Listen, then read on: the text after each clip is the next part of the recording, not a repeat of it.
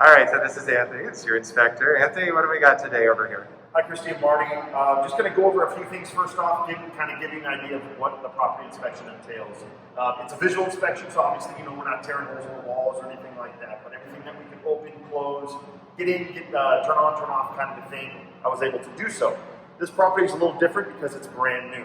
So I was a little more picky on the cosmetic items. The structural members, all of those items are in great shape. Very few little minor issues there.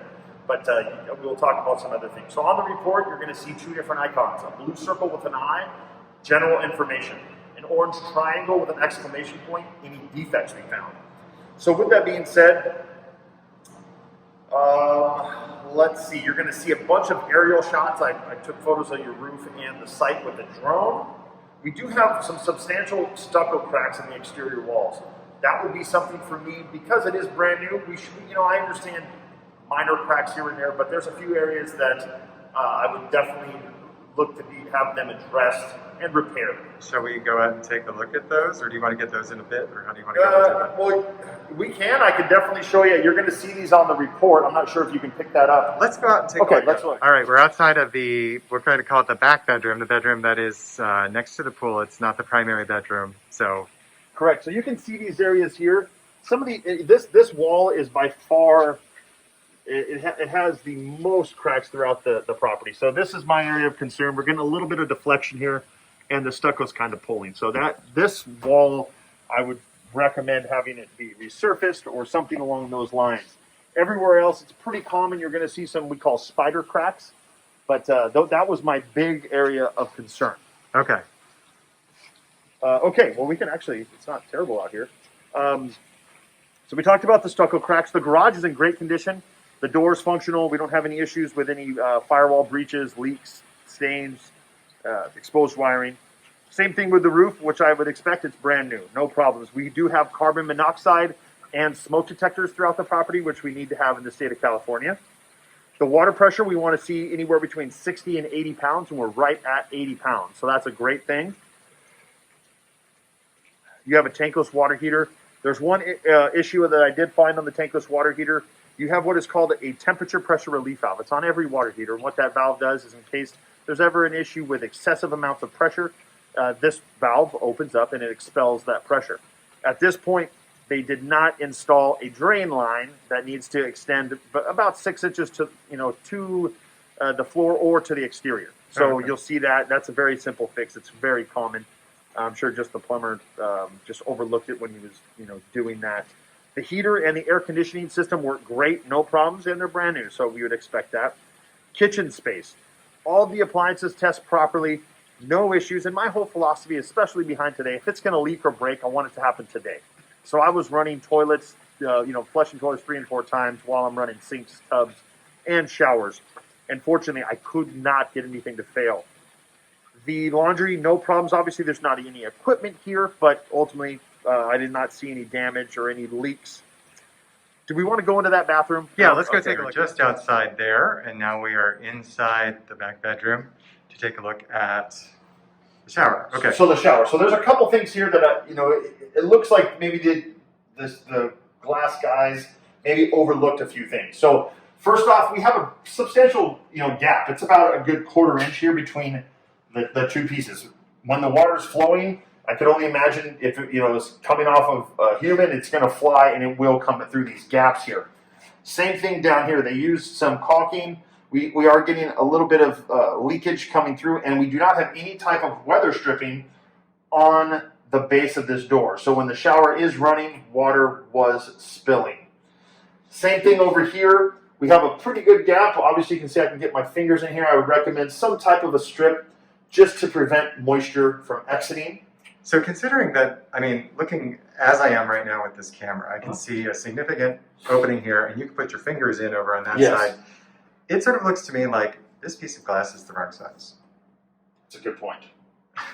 It just feels like it needs to be a whole lot closer to one or both of these routines, because it sort of seems like it was adjusted to the center. Would you sort of agree with that? That makes sense to me. And okay. they just, like you said, I think it's a little short, and they figured, hey, we'll just take up a little bit on both sides.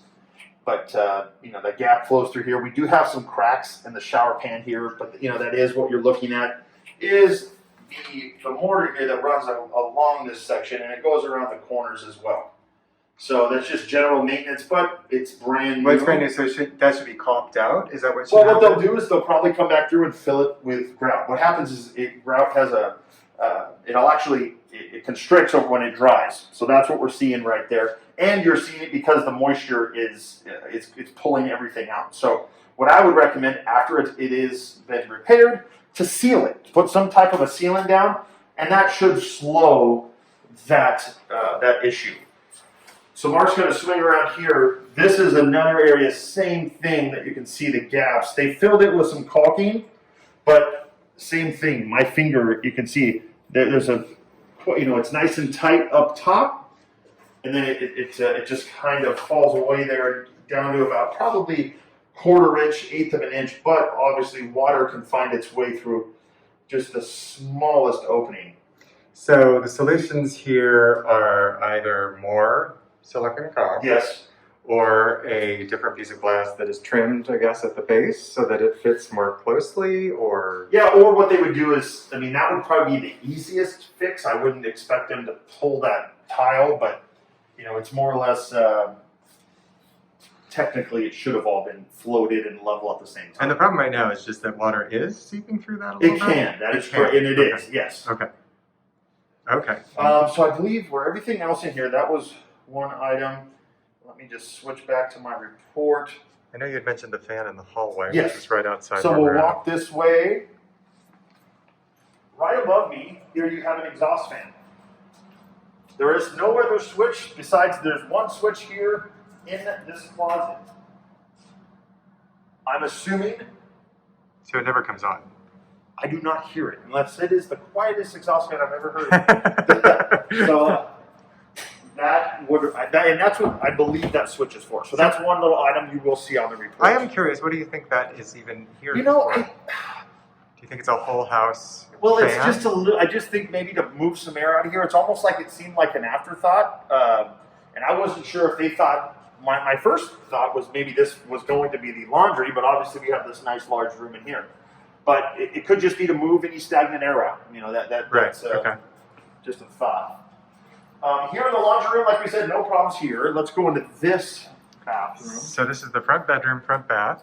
So this ceiling fan, we do have the remote. There is batteries in the remote. For whatever reason, this fan does not respond from this remote control. So it could be as simple as just the code is incorrect. But I tried it. Okay, let's go to this bathroom. So one item I did find in here, so this is called a shower diverter, tub diverter. You pull this up and it engages the shower. When we turn this fixture on, you're going to start to see water flowing out of the shower head when the tub diverter is not engaged. So there's something going on with the diverter that needs to be adjusted or replaced. Okay, so when the diverter is doing water for the tub, we're getting water. Yes, I just turned it on here. Correct. So you can see, give it a few seconds, and right now it is not engaged, and we are getting water flowing from the shower head. Okay, so the diverter needs to be adjusted or replaced or whatever it is. Okay. And then we have a small, this trim piece should sit flush against the wall with some type of caulking to prevent moisture from getting into the wall space. Okay, so the escutcheon basically needs to be caulked. Oh, you also mentioned that head was loose. Right? And it's just, yes, and you can see they just got a little lazy here. Need some Teflon tape and just tighten that up. Okay. Let's see, that's the shower head. Okay, so we're good there. The hall bath, no issues whatsoever. I did not see any problems in there. All your LED lighting, you do have fire sprinklers throughout the property as well. There's not much on our end, but besides, I look at the system and ensure if there's not any current leaks. Okay. And by the way, Anthony is a fireman, so he sort of knows that that's what you look I at. might know a little bit about it. On the report, you're going to also see photos of every room, below every sink, and like I stated earlier, some aerial shots. Let's go into the master.